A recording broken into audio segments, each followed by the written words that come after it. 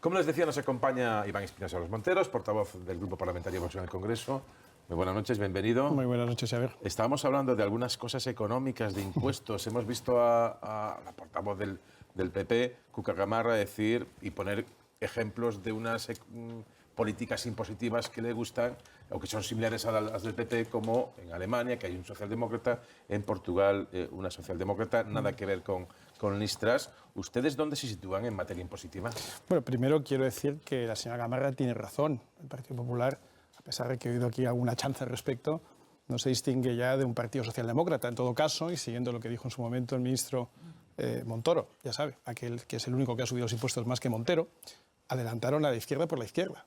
Adelantaron al Partido Comunista por la izquierda cuando gobernaron la última vez subiendo los impuestos. Y el problema no es solo eso. El problema es que subieron los impuestos y no fueron capaces de reducir el gasto, que es exactamente lo mismo que hace este gobierno, que es que cada año gasta más que el anterior, pase lo que pase. Y así vamos de déficit en déficit. El déficit, que ya sabe usted, que es la diferencia entre ingresos y gastos, se va acumulando en forma de deuda pública. Y esa deuda pública parece que no se paga nunca, porque como hemos estado en un entorno de tipos de interés prácticamente al cero, pues aquello se iba manteniendo. Desgraciadamente hoy estamos en un entorno de tipos de interés alcistas, y más que vamos a estar en los próximos años. Y hoy tenemos una deuda pública que se aproxima, es difícil entender esta cifra, a 1,5 millones de millones de euros, lo cual, dividido entre los 17,5 millones de hogares españoles, lo que quiere decir es que si una familia española tiene una hipoteca de 80.000 euros por su casa, tiene una segunda hipoteca de 80.000 euros a costa del gobierno.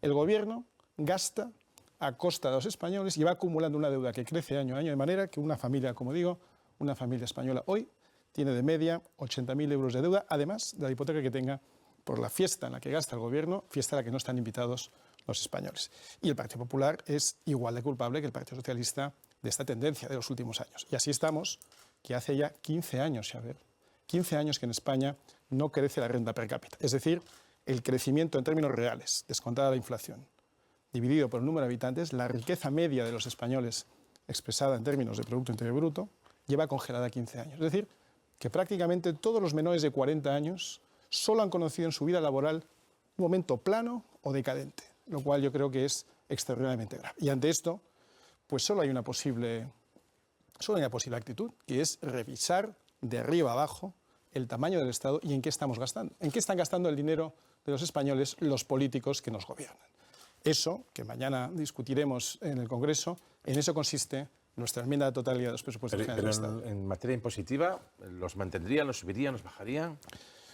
Hay que bajar impuestos para que los españoles, para que las pymes, para que los comerciantes, los autónomos, las empresas tengan mayor capacidad, pero simultáneamente hay que reducir drásticamente el gasto del Estado, porque si uno solamente baja impuestos y no baja los gastos, entonces el déficit sube, la deuda se acumula y la deuda es cada vez mayor. Hay que revisar el Estado de arriba abajo para asegurarnos que todo el dinero que gastamos lo estamos gastando de manera eficiente. Por ejemplo, los gastos del Gobierno en materia social, cuando ha venido la crisis, ¿ustedes lo recortarían? Las becas, las ayudas yo a los recortaría, centros públicos, por ejemplo, la subida de las pensiones, etcétera. ¿Dónde meterían ustedes la tijera?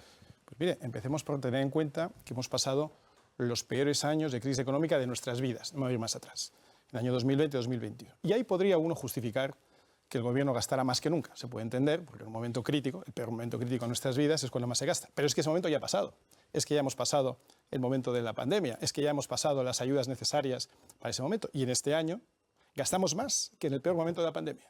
En este año España va a tener un presupuesto más gastón, de más dinero que en los años peores. Por lo tanto, ¿dónde recortaríamos? Pues de la racionalización del gasto improductivo, innecesario, redundante. Pues ¿por dónde empezamos? Usted coge cómo se sientan los ministros en el Congreso, pues usted puede ir de atrás hacia adelante por menor orden de prelación y dice, pues mire, en las universidades se puede cerrar mañana porque no tiene la competencia de sanidad, se puede cerrar mañana porque no tiene la competencia de igualdad, se puede cerrar mañana, que son 500 millones de euros que no hace falta para nada y es puro gasto político. Y así uno va recortando hasta tener un gobierno mucho más pequeño, mucho más austero y que no gasta en barbaridades. Usted puede coger el presupuesto de esta misma casa, por ejemplo, y decir, oiga, ¿de verdad los 500 millones de euros que gastamos en esta casa es el gasto más eficiente posible? No hay otra manera de hacerlo. No estoy pensando en los trabajadores, en los cámaras que nos están sacando, en los iluminadores. Ya le digo yo que alguno está pensando, pues sí que está pensando en los trabajadores y en las cámaras de televisión española. A los cámaras voy a pedir que me enfoquen de un plano grande, porque no es fácil. Se va a levantar. Mire, estos son los directivos de Televisión Española. Estos son los que tienen rango director, subdirector, es que no me cabe en una sola, ¿se ve bien? Sí. Todos estos ganan más de 100.000 euros. Directivos de Televisión Y Española. habrá políticos y diputados de su partido político, que por cierto cobra también ayudas públicas, Sí, que nunca han criticado. Recortemos. Pero bueno, pero usted nunca habla de que critiquen, Que sí, hombre, que recorten los que fondos sí, que hemos pedido, a sí, Vox. hemos Siempre pedido dice disminuir, al gobierno, a No, Televisión no, Española, a todos los políticos, a las empresas a los públicas. sindicatos, Pero claro. ¿qué pasa con las becas? ¿Qué pasa con los modelos escolares? ¿Qué pasa con las ayudas? ¿Sabe usted cuánto la es? financiación al transporte, etcétera, etcétera? Tiene que salir de algún lado. ¿Sabe usted cuánto es el conjunto del presupuesto de sanidad más educación, todo junto? ¿Cuánto cree en el conjunto del presupuesto general del Estado que se discute no me mañana? dedico a la política. Menos del 30%. ¿Vale? Ya, O sea, pues, todo eso habrá es que menos del gastar 30%. en sanidad, Sí, sí. habrá que gastar en ¿Y el educación, otro 70? habrá que poner becas, pues habrá que hacer números, pero bueno, Eso cuando es, llegan ahí ustedes, estamos, hay que hacer cuando números. lleguen ustedes al Y yo estoy de gobierno, acuerdo. en becas habrá que pagar, en ayudas habrá que pagar, en financiación a través de las empresas públicas, a empresas privadas, a los que hacen coches, o sea, El Estado- de eso sale de algún lado, no sale del cielo, del maná. El Estado no nació ayer. El Estado ya existía antes de que llegaran todos estos prebostes de la izquierda gastona. El Estado era bastante austero. El Estado no tenía estos niveles de déficit y de deuda hace 15 años. Pues es que se ha disparado. Estamos en una situación donde el Estado, siempre que hay crisis, aumenta el gasto, Sí, porque si ¿y no cuándo sería no? desatender ¿Y a cuándo los no? que no pueden mantenerse ¿Sabe por usted sí cuánto mismos. tiempo hace que no hay un Los que presupuesto quieren- equilibrado en este país? Pues hombre, no lo sé, pero me lo va a decir usted enseguida, ¿no? Pues casi 15 años. Ya, pues 15 años, pero es que llevamos desde el 2008... 15 años pero no, o sea, ¿no cree usted que 14 quizá años está en la relacionado? época- Estamos llevando 14 años, usted me dice 15, viene. Desde 2008 estamos viviendo concatenadamente la sucesión de mayores crisis económicas y de todo tipo en nuestro país. Completamente de Sería grave que el Estado no se endeudara hasta cierto punto para atender las necesidades de los que no pueden pagarse ni sanidad pública, ni educación pública, etc. No discuto ni la sanidad y educación, que ya digo que es el 30% del presupuesto. Lo que le digo es que en 15 años continuos, si estamos en crisis, los españoles han aprendido a hacer más con menos. Los españoles han aprendido a ahorrar. Los españoles han necesitado, lamentablemente, ahorrar porque no les da. Pero al lado tienen un socio, que es el gobierno, que cada vez gasta más. Al lado tienen a alguien que le extrae todos los días un poco más de su sueldo, de su cotización a la seguridad social. Y que no le ayuda mucho, pero que cada día gasta más. Y para eso la fiesta no se acaba, porque en vez de gobiernos más pequeños, como tenemos familias que cada vez gastan menos, tenemos gobiernos más grandes que cada vez gastan más. Y apelar a la sanidad y a la educación como si fuera un invento. El otro día decía el Partido Socialista que la sanidad pública era un invento de Ernest Lluch. Cosa que realmente... Hombre, parece que hay bastante consenso que la sanidad no empieza con Ernest Lluch, pero sí que empieza a universalizarse con Ernest Lluch. Porque antes la paz, que era privado. La paz sería para los que O la pudieran Fe de ir, Valencia. y la fe, Que era y privada. la peregrina de Pontevedra, pero te quiero decir Un poco que distinto, ¿eh? la universalización del gasto en sanidad pública parece que hay un consenso básico, y no solo en el Partido Socialista, que empieza a tener bueno, un arreón bastante que hay un amplio consenso entre todos a los través partidos, de no Ernest tengo Lluch. duda. Y Pero nosotros bueno, no venimos voy a aquí entrar a para reventar revisar esos las consensos, políticas no me cabe ninguna duda, económicas y sanitarias de nuestro país, porque nos llevaría mucho tiempo. Pero sí preguntarle, por ejemplo, por otra cuestión que estábamos hablando, que es los salarios. Los salarios, lo comentábamos al principio, hay una disputa ahora, estamos en una inflación del 9% y están subiendo los convenios sobre un 2,6%. Los sindicatos hablan de una subida más razonable, que podría ser en torno al 5%, revisable. La patronal no quiere. Quería preguntarle, Vox, ¿qué entiende que subida salarial debía ser en este contexto de Pues la inflación que máxima tenemos? posible, saber. A mí me parece que toda subida es poca. A todos nos gustaría cobrar más y, por tanto, el 5 mejor que el 4 y el 6 mejor que el 5. El problema es cómo se paga eso. Porque claro que hay una inflación del 9, más bien del 10. Y en términos de mercados, si uno va al súper o va al mercado, incluso por encima del 10%. Hombre, si que eso queremos proviene... Eurostat será el 9%.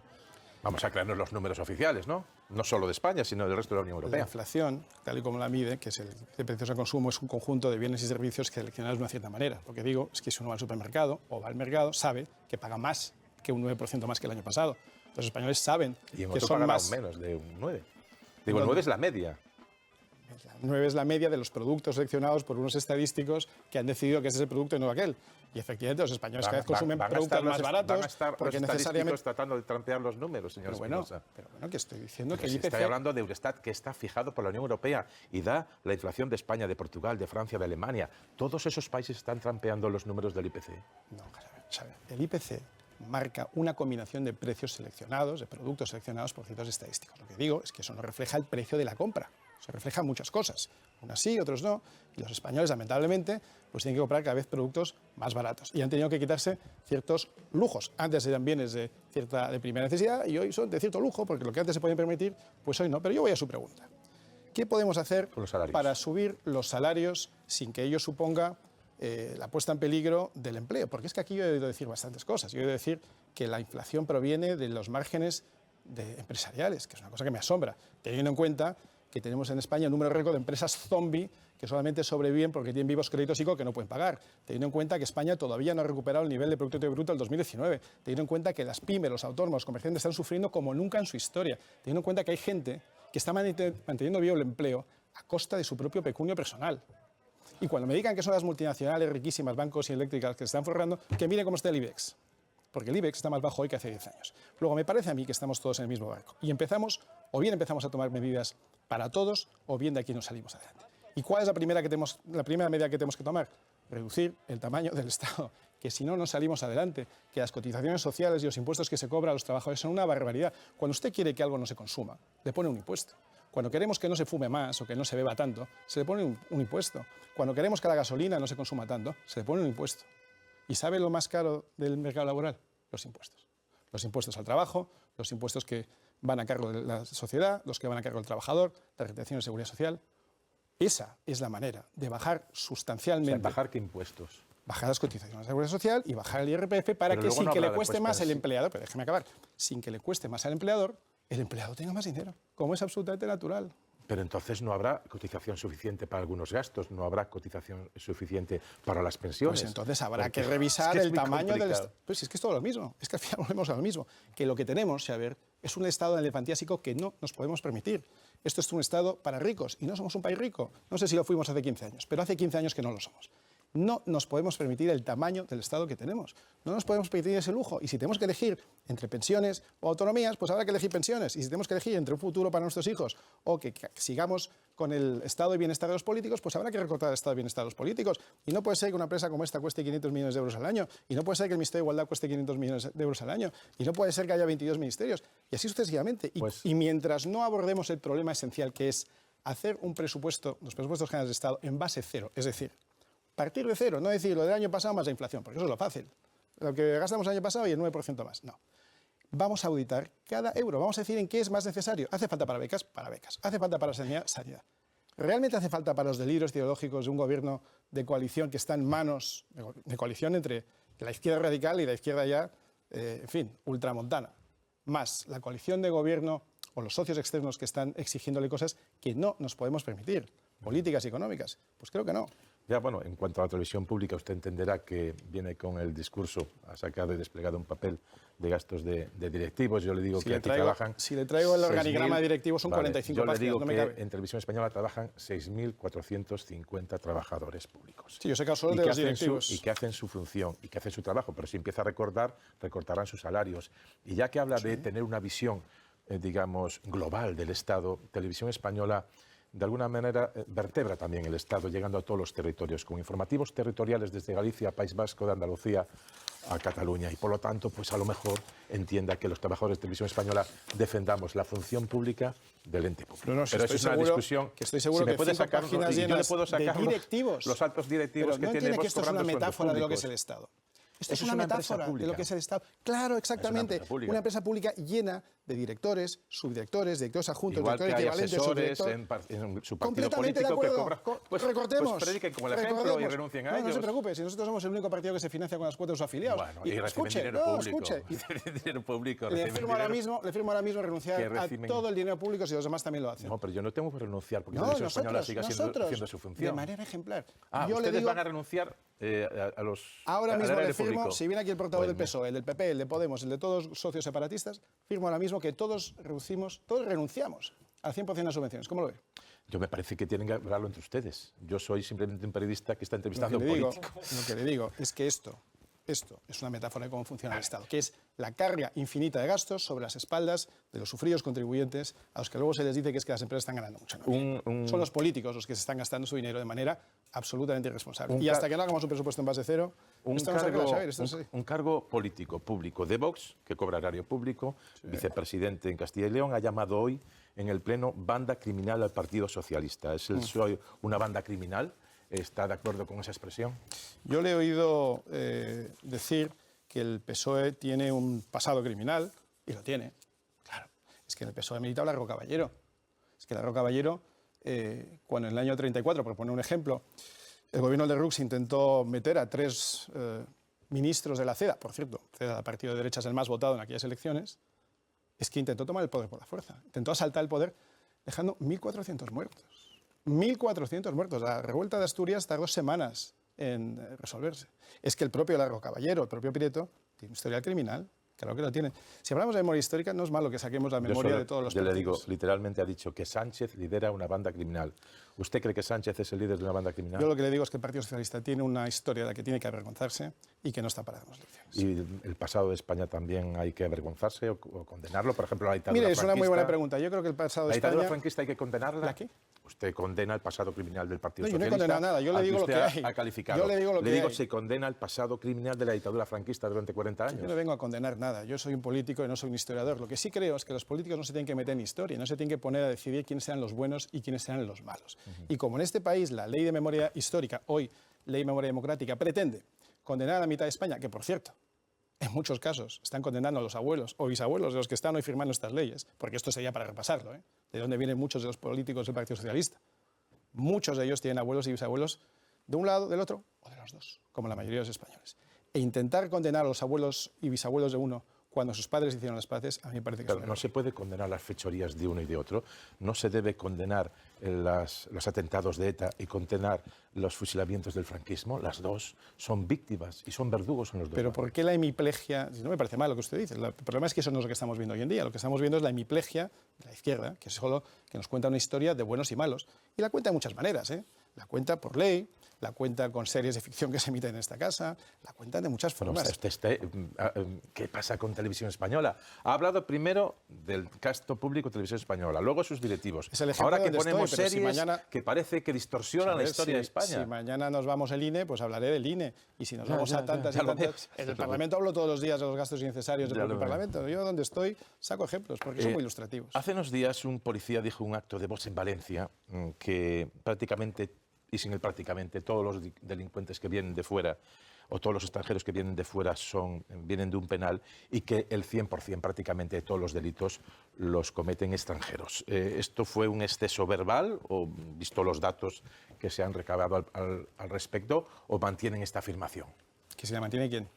Pues Vox, porque era un acto de Vox donde este policía hizo en un acto de Vox esta afirmación. Le pregunto a ustedes que patrocinaban ese acto si lo corrigen o no. Yo acabo de afirmar que esta casa gasta en exceso, como lo he dicho aquí delante de usted, supongo que usted también es corresponsable de lo que yo he dicho, ¿no? Me imagino. No. Entonces nosotros tampoco somos corresponsables de lo que ha dicho el policía. Y lo que ha dicho el policía... Si lo invitan para un acto político, pues será. Se le invita a gente a hablar. Yo le estoy invitando a una entrevista, simplemente el plano es absolutamente Nosotros tenemos la costumbre de invitar a mucha gente, hay gente que quiere venir, hay gente que no quiere venir, y la gente habla libremente. Lo que ha dicho este policía es interesante. Lo que él dice es que en su experiencia, en su comisaría, que yo creo que él conoce mejor que yo, la práctica totalidad, y sí dijo práctica totalidad de los delincuentes que se detienen son extranjeros. Yo creo que eso no quiere decir que todos los extranjeros son delincuentes, naturalmente que no. La mayoría de los inmigrantes que vienen a este país no son delincuentes, como es obvio, pero sí que hay una desproporción de delincuencia entre la población inmigrante, especialmente entre el inmigrante ilegal, y especialmente entre el inmigrante ilegal proveniente de ciertos países. Porque claro, si usted coge los inmigrantes que han llegado de Japón, o de Suecia, o de Ecuador, pues probablemente no den los mismos datos que se os coge de otros sitios. Si usted coge inmigrantes cuya cultura, cuya forma de entender la vida se parece más a la nuestra, pues probablemente se adapten mejor que aquellos cuya cultura es incompatible con la nuestra. Y si usted coge inmigrantes que vienen a trabajar, pues probablemente tenga un índice de delincuencia menor que los que no vienen exactamente a trabajar, sino quizá aprovechar nuestros recursos sociales. A que el 100% de los detenidos eran extranjeros. Él dijo que casi todos los detenidos en su comisaría eran extranjeros, y que cuando había un español que había que llevarlo a un museo porque era una cosa prácticamente desconocida. Exacto. Bueno, pues el Registro Central de Penados, en el último año, en el 2021, habla de 282.210 personas condenadas, de las cuales 212.000 eran españoles. No parece que sean las estadísticas que maneja esta policía. Pues mira, le hablo del Registro Central. Vale. No, pues resulta que 2 de cada 3... Es que de verdad, yo esto lo explico todas las veces que quiera. Pero que todos no son todos. Es que este policía, en este acto de voz, dijo que todos eran extranjeros. Yo lo que le digo es que no todos los extranjeros delinquen, pero según los datos que usted me acaba de dar, casi 2 de cada 3 detenidos, casi 2 de cada 3 son españoles, luego casi 1 de cada 3 son extranjeros, pero se da circunstancias de que en España casi 9 de cada 10 son españoles y 1 de cada 10 son extranjeros. Así que si el 1 de cada 10, el 10% de la población comete casi un tercio de los delitos, voy a quitarle, vamos a decir 2,5, el 25%, si el 10% comete el 25% de los delitos, ¿no ve usted que hay una correlación superior entre los extranjeros frente a los españoles, que siendo el 90% cometen solo el 75% de los delitos? ¿No le parece que eso es significativo? Sobre el delito de sedición, veo que no. A ustedes no les gusta mucho la reforma del delito de sedición, para rebajarlo. Pero ¿cómo nos va a gustar rebajar pues el le pregunto, no parece que no les gusta mucho. Cuando uno rebaja la pena de un delito, lo que está indicando a los futuros posibles potenciales delincuentes es que van a ser bien acogidos cuando cometan ese posible futuro potencial delito. Y como yo no quiero que nadie cometa el delito de sedición en mi país, pues lo que habrá que hacer será precisamente, a la vista de que se han cometido este delito en el año 2017, de que gracias a Vox se les ha perseguido penalmente y se les ha acabado condenando, aunque luego se les ha perdonado por motivos políticos que tienen que ver con los presupuestos, como los que mañana aprobamos, ante la evidencia de que no todos han cumplido con la pena, porque algunos han escapado, por cierto, a países europeos socios nuestros, donde no les han sido extraditados, cosa que daría para otro debate, pues lo que habrá que hacer es endurecer las penas para precisamente evitar que en el futuro vuelvan a tener la tentación. Partidos, por cierto, como RC, que ya han dado 2 golpes de Estado en la historia del siglo XX y XXI española. Luego habrá que ir por el camino contrario. Y si de nosotros depende, y cuando dependa de nosotros, si así los españoles deciden, no quepa duda que el delito de sedición volverá a ser reforzado. Incluso aunque se separe aún más de la normativa europea, donde estos delitos tienen un tipo penal muchísimo más bajo que en España? Pues cada país tiene su Dios en casa. Yo sé que hay países donde no tienen este tipo de problema o este tipo de riesgo, y nosotros quizá podíamos pensar que tampoco hace unos años. A la vista de lo que ha pasado muy recientemente en el año 2017, pues ya sabemos que el riesgo es muy real, porque ha pasado. Y como ya sabemos que ha pasado, habrá que poner todos los medios para que no vuelva a pasar. Sí, no precisamente para reducir las penas en caso de que sí pase. Sí, lo que pasa es que después, cuando queremos emitir una orden, tenemos problemas cuando el tipo penal en España no es reconocido en otras justicias europeas, que tienen incluso una mayor tradición democrática que la española. Pues digo entonces, que habrá que adecuar, quizá, no habrá que adecuar los tipos penales. Habrá que revisar la extradición de otros extranjeros que cometen delitos fuera cuando están residentes en España. Porque ¿sabe lo que pasa? Que si un delincuente alemán está buscado en Palma de Mallorca, se le detiene en 24 horas, porque nuestra policía es muy eficaz y se le devuelve. Y si un delincuente belga se encuentra en Canarias por algún motivo, no se tenga ninguna duda de que la policía española actuará muy rápidamente sobre el belga. Y serán extraditados. A lo mejor, y serán extraditados muy rápidamente. Sobre todo si coinciden los dos códigos penales pues en los tipos delictivos. A lo mejor habrá que revisar la manera en que se extraditan los extranjeros delincuentes en España en el futuro. 2 cuestiones y ya le cedo el turno a los compañeros de la mesa de análisis. ¿Ya ha cesado la crisis en Vox con el caso Macarena Olona?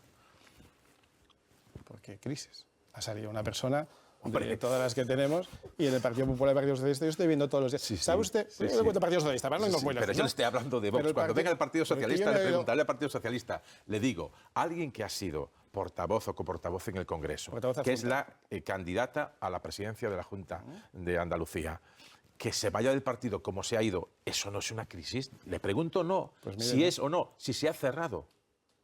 Que no es ninguna crisis, que yo he mirado dentro a ver si hay alguna crisis en el partido. Yo he mirado al presidente, he mirado a mis compañeros, he mirado a los 52 diputados, y no es ninguna crisis. Macarena Olona es una persona a la que yo tengo un aprecio especial, porque yo fui el que la traje al partido, yo fui el que luchó porque fuera secretaria general del grupo parlamentario y mi portavoz adjunta. Yo he trabajado codo a codo con ella, ha hecho un trabajo extraordinario durante 3 años, y ha sacado un resultado electoral muy bueno, que esto es lo que la gente no ha entendido todavía, porque es que hemos pasado de 400.000 a 500.000 votos, hemos crecido un 25% en Andalucía. Sucede con respecto a las anteriores autonómicas, claro, no con respecto a las va a ser con respecto al siglo XIX, que no estábamos. No, las generales, no las del XIX. Pero bueno, ¿cómo vamos a comparar generales con autonómicas? Que no tienen nada que ver, los candidatos son distintos, los programas son distintos, no tiene nada que ver. pero hemos crecido un 25%. Hay otro partido que se ha parecido, el Partido Socialista le ha ido mal, Podemos ha partido en no sé cuánto, ni siquiera se pudo presentar, Adelante Andalucía se ha pegado un bofetón, el Partido Popular lo ha hecho muy bien, ha ganado mayoría absoluta, cosa impensable hace 4 años, si no llega a ser porque entramos nosotros y cambiamos el gobierno o contribuimos a cambiarlo hace 4 años, y Vox ha sacado un resultado un 25% superior. Y ya está. Pero yo solo le digo que Macarena Olona ha hecho no se críticas preocupe, que no hay ninguna al crisis. funcionamiento interno de Vox. Parece que ha tenido algún tipo de problema con Ortega Smith, porque poco después, en esa crisis, que usted no llama crisis, el que pierde el puesto de secretario general es Javier Ortega Smith. ¿Eso tampoco tiene que ver con la crisis? Claro que no tiene nada que ver, porque es que son decisiones que se habían tomado de antemano, no tenía nada que ver. Es más, hubo que públicas después. Claro, es que hubo que posponerla a la vista de que ustedes lo iban a vincular, y precisamente lo que hemos hecho ha sido separarla para que no me digan precisamente que una cosa tiene que ver con otra. Y sabe el resultado final ya, o sea, por medirlo, porque bueno, uno puede pensar, sí. Yo veo a los 52 diputados, yo los veo muy tranquilos, yo veo a los de la Asamblea de Madrid, los veo muy tranquilos, hablo con mis compañeros en Cataluña, en Andalucía, están todos muy tranquilos. Pero bueno, a lo mejor somos nosotros. Pues hicimos un festival, el fin de semana, hace 2 fines de semana, llamado Viva 22. Se hizo en un entorno verdaderamente singular, a las afueras de Madrid, donde se fueron a hacer conciertos musicales. Por ahí pasaron más de 45.000 afiliados, simpatizantes, militantes de base, a lo largo de 2 días, 25.000 cada día. ¿Usted cree que hay un solo partido en España hoy capaz de sacar 45.000 personas sin autobuses, sin bocadillos, voluntariamente a un festival como este? Yo creo que no. Yo creo que somos el partido con la militancia y con los votantes más fieles.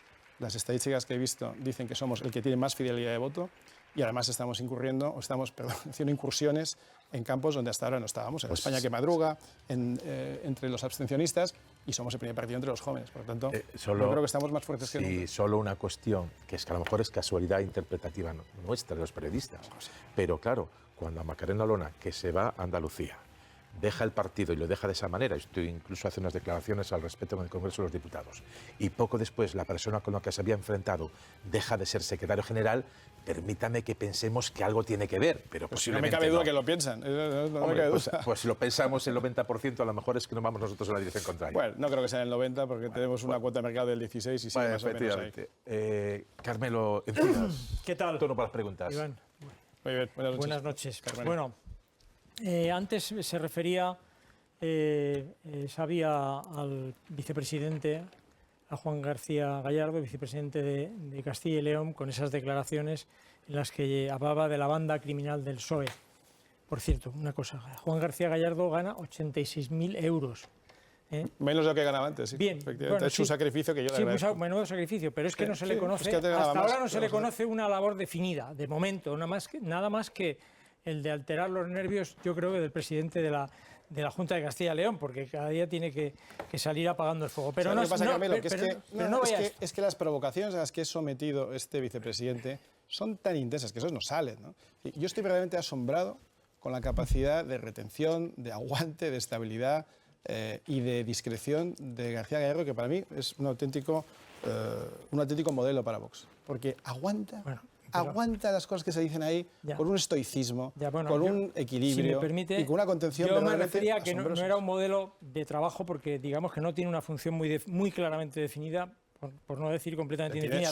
Pero hoy ha habido otro político destacado de su partido, que es Javier Ortega Smith, que ha llamado payaso, inútil o comunista a Luis Cueto, que es un concejal del Grupo Mixto. Luis Cueto, que por cierto, su labor, cuando era, digamos, la mano derecha de Carmena en el ayuntamiento, pues fue reconocida hasta sotto voce hasta la propia derecha, porque era una persona dialogante, y le ha llamado payaso, inútil y comunista. Yo lo que le pregunto, señor Espinosa de los Monteros, es si con este lenguaje con el que pretenden ustedes unir a los españoles, hacer más vivible este país, hacerlo más soportable, hacerlo más, no sé, y llegar a una concordia mínimamente respirable. Es verdad que no se puede llamar a nadie comunista, porque es de las cosas más graves que se puede ser en la vida. El comunismo es una ideología que ha dejado 150 millones de muertos. Payaso y yo me disculpo en nombre de Javier por haberle llamado comunista, aunque es comunista. Eso no se puede resolver, lo es. Es peculiar que el comunismo, después de 150 millones de muertos, siga siendo una ideología que se piense que es democrática, que es razonable, que es aceptable, pero la verdad es que sí, efectivamente comunista es un insulto grave que yo preferiría que no tuviéramos que repetir en el futuro. Pero una vez más, que usted no dice lo que le han dicho a él. Es que aquí siempre se va a la reacción, se provoca a alguien de Vox, contesta, porque somos humanos. ¿Qué es lo que le ha dicho, ¿qué es lo que le ha dicho Luis Cueto a...? Es que no quiero entrar en eso. Lo tiene usted. Es que hay que entrar, porque es que el que insulta es Javier Ortega Smith. Javier contesta a provocación, igual que el señor García Delgado contesta a provocaciones todos los días. Igual que en el Congreso, usted no sabe lo que tenemos que soportar todos los días los 52 diputados de Vox en el Congreso, o los 3 senadores de Vox en el Senado.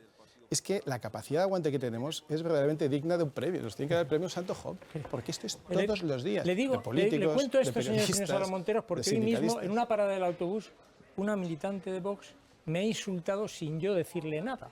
O sea, entonces... ¿Pero qué le ha dicho? Bueno, ¿soy militante de Vox? No. Le aseguro que se ha puesto morada a insultarme. Pero luego le ha dicho, por cierto, soy militante de Vox. Me ha dicho, sí, bueno, es que se lo he preguntado. Es que le ha dicho, ¿usted de dónde milita? Con eso le digo todo. Pero lo que le trato de decir es que si al final este lenguaje que se utiliza tan duro, estos insultos, no tienen ustedes, digamos, el pudor o por lo menos el sentimiento de que puedan trasladarse a la gente y que al final transmitan a gente que a lo mejor no tiene la cabeza tan estructurada, y terminen pues agrediéndoles, como nos agreden a nosotros a diario. No, insultando a la gente por la calle. No, o tirando piedras en un mitin en Vallecas, o agrediendo en Baracaldo, o tirando de mesas y lo cual me parece mal, don Iván. Usted sabe, me conoce bien y sabe que me parece mal cualquier tipo de violencia. Pero este lenguaje de verdad contribuye a hacer más respirable este país. Dígamelo, simplemente.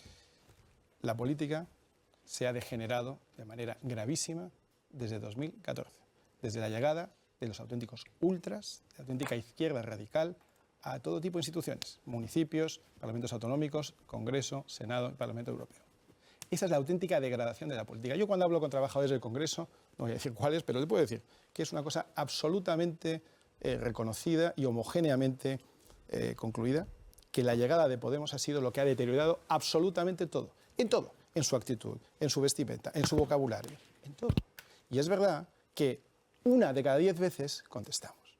Porque ¿sabe qué pasa? Que es muy pesado estar escuchando todos los días los insultos, los ataques, los menosprecios. Y es verdad que somos mucho mejores que ellos. Es verdad que somos gente mucho más equilibrada y mucho más educada que ellos. Pero llega un momento en que uno se cansa. Y hay veces que se contesta. Pocas para las veces que nos provocan. Pero cada uno podrá vestir como quiere, digo, porque cada si uno incluso puede la vestir vestimenta es agresiva, pues ya... Pues claro que sí, ¿sabe? Me puede ir con corbata, sin corbata, sí, con chaqueta, con la camisa por fuera, sin que eso sea una agresión. Vamos. Bueno, pues depende. Cuando uno va al Congreso y ve, espere, que esto es importante, que los camareros van uniformados y van vestidos. Que las señoras de limpieza van uniformadas y bien vestidas. Los ujieres van uniformados y bien vestidos. Los policías nacionales van uniformados y bien vestidos. Los políticos tienen que ir uniformados. Los políticos tienen que ir vestidos adecuadamente a la función tan elevada a la que le han dedicado los ciudadanos. Gente con corbata y sin corbata, no es con corbata y sin corbata, con polo, es en pantalón corto, es en zapatillas. En el Congreso poquitos.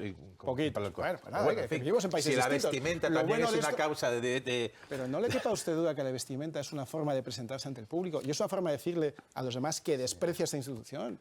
¿Por qué se cree usted que aquí la gente viene bien vestida? Porque no desprecia a su audiencia. También se desprecia se desprecia no solo con la vestimenta, con las palabras. No solo, claro, estoy de acuerdo. Y muchos pueden pensar que son las palabras precisamente pues si estoy de acuerdo. las que agreden más, desprecian con que todo, lleves chaqueta con la vestimenta, con el aspecto, con lo que dicen, con la actitud, con todo. Estoy de acuerdo con usted. Buenas noches, señor Espinosa de los Monteros. Ha abierto usted un debate sobre el gasto de las administraciones del Estado. Nada, simplemente un comentario. Yo me pregunto si era un chiringuito lo que dirigía el señor Abascal, la Fundación para el Mecenazgo y el Patrocinio Social. Sí. Pues, ¿Y por eso lo cerró? No. ¿Qué más me dice? No, no fue por eso. Sí, de fue hecho, por eso. No, la plataforma maldita.es textualmente ha verificado esa información y dice, esta institución acordó el cierre en el año 2013 al saber que no iba a recibir más subvenciones.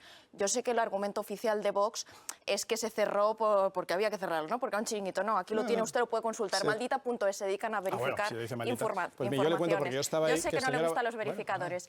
Otra cuestión. Ha dicho pero espere, usted... déjeme contestarle a esa, que es falsa. Porque el señor Abascal, como se puede ver en los vídeos, el señor Abascal compareció en la Asamblea de Madrid y explicó que aquello que él pensaba que tenía una función cuando llegó, no tenía la función que él pensaba. Y al poco tiempo se fue. Y eso no se lo he visto hacer a ningún político aquí de ningún partido. Por cierto, esta institución se acordó cerrar porque al saber que no iba a recibir más subvenciones. Claro, al presentar y decir que no había que recibirlas, luego, pues no se ha dicho usted, como que era mentira, nos estábamos inventando lo de los beneficios empresariales. No sé si el diario El Mundo es un diario que a usted le infunde respeto. Hoy ha publicado el aumento de los beneficios empresariales contribuye más a la inflación que la subida de salarios. Puede yo no he dicho que la subida de salarios sea el principal motivo. Pero yo tengo otra pregunta. He dicho que es la energía y la rotura de la cadena de stocks en la cadena de suministros. Entonces, bueno, pero yo tengo otra pregunta. No contradice en absoluto que yo he dicho. Aquí voy con la pero diga una que tenga sentido, porque es que las dos primeras vamos mal. Agua y agua. Muy bien.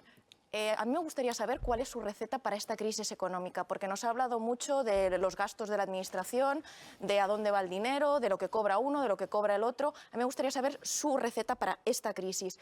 ¿Es la receta de la Unión Europea, por ejemplo, permitir el tope del gas, intervenir los beneficios de las eléctricas, de la banca, etcétera? ¿O es la receta Liz Truss? ¿O cuál es su receta? Porque usted ataca las partidas del Estado, pero en términos de receta económica no me queda muy claro. Me voy a explicar fatal, así que lo voy a volver a decir. Mire, en España tenemos un problema gravísimo, y es que tenemos a nuestra espalda un elefante con el que no podemos seguir cargando. Ese elefante se llama el Estado nacional, el Estado autonómico, incluso en algunas instancias, administraciones intermedias y el Estado municipal. O reducimos el tamaño del Estado, o evitamos el efecto expulsión que está haciendo el sector público sobre el sector privado, o reducimos esa pesada carga, o no salimos adelante y nos podemos poner como queramos y podemos ser de izquierdas, de derechas, pero la única receta para que todos salgamos adelante es que reduzcamos una carga del Estado que es cada vez más ineficiente, cada vez más pesada, cada vez más gastona y que además deja sobre nuestros hijos y nuestros nietos una carga llamada deuda que no van a poder pagar. O sea, uno va a comprar al supermercado alimentos y la solución es recortar la carga del Estado. No veo la relación. Uno ve que se encarece el precio de la electricidad y la solución es quitar una consejería. No veo la relación, perdón, igual no sé tanto de economía como usted, pero yo no veo la relación. Pues esto es bastante sencillo. Mire, uno va a comprar, ¿con cuánto sueldo? Pues irá con más sueldo si le reducimos las retenciones de la Seguridad Social y del IRPF que tiene todos los meses. Luego podrá comprar más. Uno va a pagar la gasolina, pues la pagará mejor si tiene más sueldo y además si desacoplamos efectivamente el coste de la energía de toda esta religión climática que nos han impuesto, por cierto, unos gobernantes de un lado y otro lado, sin haber consultado jamás. Por eso estamos pidiendo todos los días que se haga un referéndum a los españoles y pregunten si queremos seguir con la religión climática, que es la que nos está llevando a los precios más altos de la historia, o queremos poder reducir la carga impositiva en la gasolina o en el gas y, desde luego, desacoplar el precio de la luz del precio del gas. Y si queremos también poder explorar nuestros propios recursos, porque es que en este Parlamento, el año pasado, se ha aprobado la Ley de Cambio Climático, fíjese, que no solo prohíbe la explotación de lo que tenemos en el subsuelo, que tenemos gas para 45 años, gas para 45 años, sino que prohíbe la exploración. O sea, prohíbe siquiera medir dónde hay más o dónde hay menos gas.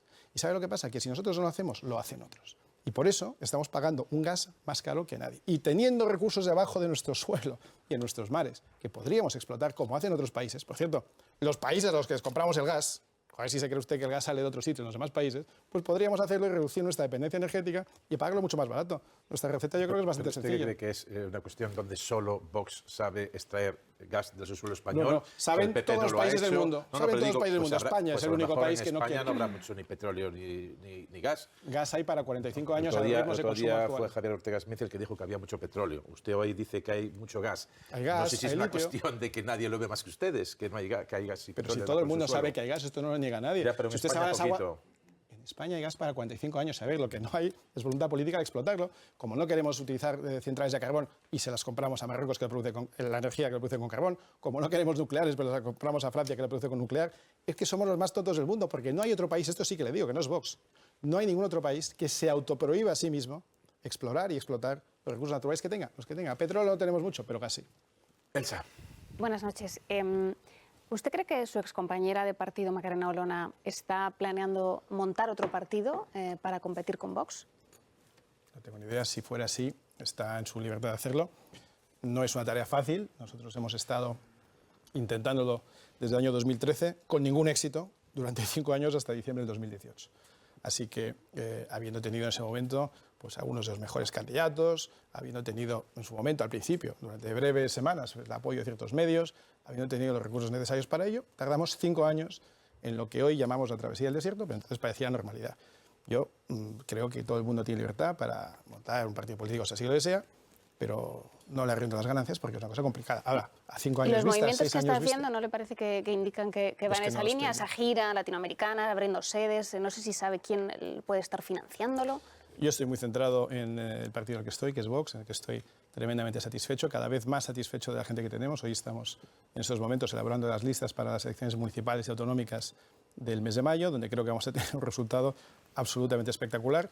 Lo que he podido medir es que nuestros afiliados, simpatizantes, votantes están muy satisfechos también con cómo va el partido y en eso ¿No cree que pudiera hacerles daño una alternativa liderada por Macarena Olona? Bueno, toda alternativa que suponga una diferenciación política pues puede ser interesante porque bueno, pues podrá complementar las cosas que nosotros decimos. Cuando surja la mediremos. Javier, última pregunta. Sí, buenas noches, señor Espinosa Montes. A mí me pasa como a Xavi, que yo también creo que hay relación entre la salida de Ortega Smith de la Secretaría General y la marcha de Macarena Olona. Digo porque, en fin, yo entiendo su explicación, pero yo también soy de los crédulos que me creo eso. Pero sí que quería preguntarle, porque tengo la impresión, a lo mejor es una impresión y usted me lo niega, de que en las últimas semanas están subiendo el tono contra el Partido Popular. Están otra vez después de un cierto periodo que coincidió con la llegada al liderazgo de Alberto Núñez Feijóo. Tengo la impresión de que están otra vez empezando a ser muy críticos. Me gustaría que nos valorara un poco estos primeros meses de liderazgo del señor Feijóo. Tuvo un encuentro con el presidente de su partido, con Santiago Abascal, una cena. ¿Y cómo está la relación? Porque o mucho cambian las cosas o en algún momento tendrán que encontrarse. Sí, bueno, nosotros tenemos claro que nuestros rivales son las dos fuerzas que más daño ha hecho a España en los últimos años, que son la izquierda y el separatismo. En algunos casos no son rivales, sino enemigos. Bildu no es un rival, Bildu es el enemigo. Bildu es un partido que todavía, del que no quiero hablar. Pero en fin, nuestros rivales son la izquierda y el separatismo. Y luego está el Partido Popular. Sobre la relación con el Partido Popular, pues no ha variado demasiado. Tenemos una relación correcta. Nos vemos en el Congreso, nos vemos en el Senado, nos vemos en las instituciones europeas. Gracias a nosotros gobiernan en muchos sitios. Yo creo que la gente no se acuerda que el Ayuntamiento de Madrid se gobierna gracias a Vox, porque estaba claro que iba a ser Carmena quien renovara. La Comunidad de Madrid se gobierna gracias a Vox. La Junta de Andalucía durante 4 años o 3 años y medio se gobernó gracias a Vox, cosa que era impensable hace unos años. Y así sucesivamente en muchos más sitios, por supuesto Castilla y León y muchos más sitios que yo creo que llegarán en el mes de mayo. Pero de lo que no cabe duda es que somos dos partidos muy distintos, con vocabulario distinto, con ideas muy distintas. Yo jamás hubiera dicho que somos un partido socialdemócrata. Es que me parece una cosa verdaderamente demencial. Pero en fin, me parece bien. Es decir, el Partido Popular cada vez se parece más a los partidos socialdemócratas. Y lo que sucede, yo observo desde hace mucho tiempo, lo digo de vez en cuando, y a la gente le cuesta, no sé si entenderlo o creerme, a la gente le cuesta creerme, es que muchas veces entre un votante de Vox y un votante de PP no hay mucha diferencia. Lo que más se parece a un votante del PP a veces es a un votante de Vox.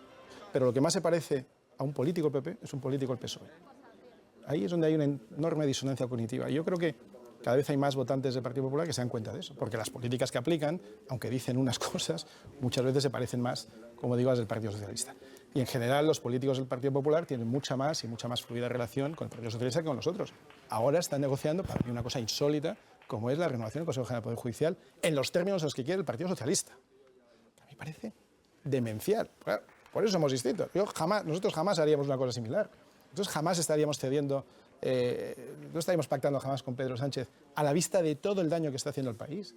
En los mismos días en los que está diciendo que va a acabar con el delito de sedición o rebajar sustancialmente las penas. Pero ¿cómo se puede pactar con Pedro Sánchez en estas circunstancias? ¿Pero cómo se puede pactar con Pedro Sánchez para luego tener ahí candidatos claramente vinculados a partidos políticos? Pero es que encima, ¿qué partidos? A Podemos por parte del PSOE, el PP parece que le va a hacer al PNV. Es que es una cosa de locos. Bueno, pues a nosotros nos cuesta mucho entender lo que hace el Partido Popular, no se parece en nada a lo que hacemos nosotros, pero claro, dentro del amplio espectro de partidos que hay, pues es con el que estamos llamados a entendernos en muchos sitios. Pero claro. Escuchándole parece que ustedes no están por cumplir la Constitución y la ley, porque claro, lo que hace el PP por eso es cumplir somos la partido, Constitución y la ley. Ya. Nosotros lo que somos es los que más recursos hemos ganado ante el Tribunal Constitucional. Luego creo que somos los que más defendemos la Constitución. Pero en esto en concreto, que lo marca la Constitución y la ley, ustedes dicen que nunca lo harían. Mire, lo que nunca haríamos es lo que está haciendo el Partido Socialista en todos los órdenes de la vida, desde engañar a sus votantes el primer día, diciendo que jamás pactarían con aquellos que están pactando, hasta pactar con Bildu, hasta pactar con la extrema izquierda. Claro, eso nunca lo haríamos. Y lo que nunca haríamos tampoco es la instrumentalización política de la justicia que están haciendo. ¿Y sabe lo que sí haríamos? Lo que ellos dicen que harían, pero luego nunca lo hacen cuando gobiernan, que es que los jueces elijan a los jueces de entre los jueces. Porque ya en el año 85, cuando Felipe González reformó la manera en que se elegían los jueces, Alfonso Guerra dijo una frase célebre, y es que Montesquieu está muerto.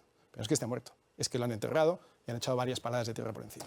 Pues aquí lo dejamos. Iván Espinosa Monteros, portavoz de Vox en el Congreso, muchísimas gracias por estar aquí en La Noche en 24 Horas en la televisión pública. Muy buenas noches.